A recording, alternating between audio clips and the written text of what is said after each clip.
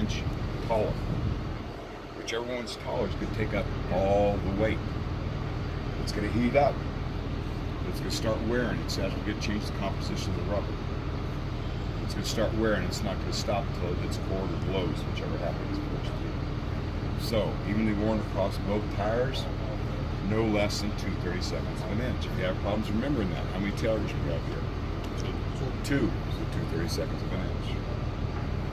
Working my way out, my valley is free of debris, and the rims are butted against each other. If you can't remember butted against each other, no gap between the rims. Work my way out. Already talked about tire walls, rims, both my valve stems and caps. Securely mounted, not cracking, damaged, not leaking. This is where I would check my pressure on a gauge. My lug nuts, all present and tight. No shiny threads or rust trails. The holes are not cracked or distorted. Okay, this has got a solid hub on it. Securely mounted. My hub's still securely mounted, not leaking. You can't check the level on it. So this, you're just looking for leaks. You'd know because you'd see dots around here. If you have leaks, then you turn it to the mechanic. Okay? Completed that, then you come back here. I will inspect this axle the same as I did this axle. That's all you have to say. Now I'm going to come back here and I'm going to do my mud flap. Mud flap, securely mounted, not ripped or torn, not dragging on the ground. My DOT reflectors affixed to the back of my mud flap, in good condition, proper color is red and white or red and silver, and clean. Now I'll be squatting down underneath here. I would look up. I'd see my locking jaws. My locking jaws are latched around the shank of the kingpin. Okay, this is the shank of the kingpin. That indentation. Then you talk about my kingpin. It's securely knotted, not bent. Okay, any questions about that? Can you see that when it's hooked up? Not really. You can see the locking jaws around the kingpin, that's about it. So about the tires, we explained in the first also. So when we come back for both tires, we need to do the same thing. Every axle you have to talk about. Oh, but when you come talk about that axle, then you'd say inspect this axle the same as I did that one, because they're both identical. Same thing when we get back there. Okay? Those are identical. But you got to talk about three axles. You talk about your steer, one drive, and one tandem. Oh, all right. You're going to talk about three axles. That's why I see it's important you get that memorized up there. You got three axles, a lot of points right there. You have it memorized, you gather a whole lot of points at that point.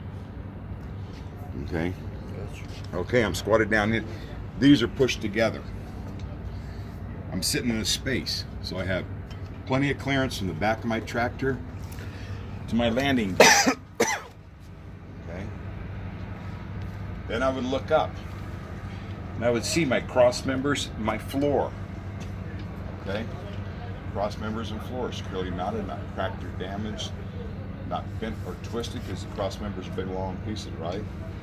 No holes. Talk about both of them at the same time. Now I look down and what do I see? My taillights. Okay? Taillights are securely mounted, not cracked or damaged. Proper color is red and they are clean. Believe it or not, that's clean. All right. 5 functions. I went ahead and gave the condition, now I'm going to give the functions. Running, reflective, turn, four-way, and brake. We got that? Running, reflective. Remember I said, if it's a colored light, it's going to be running reflective, right? We're also turn four-way. Then just like on your car, your back, you have brake lights. Okay? So that's all you do is you add brake lights to it.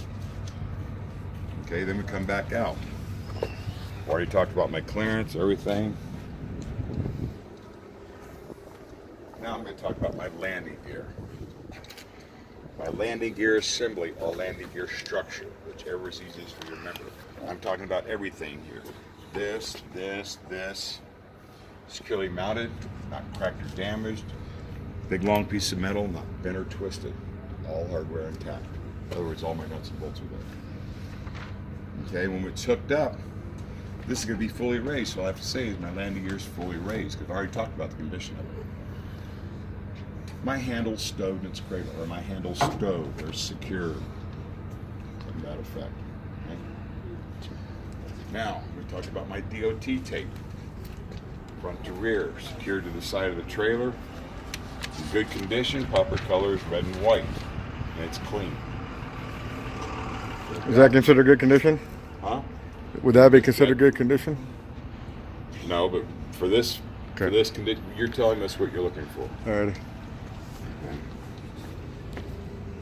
For us, it's good enough because we're not road trucks.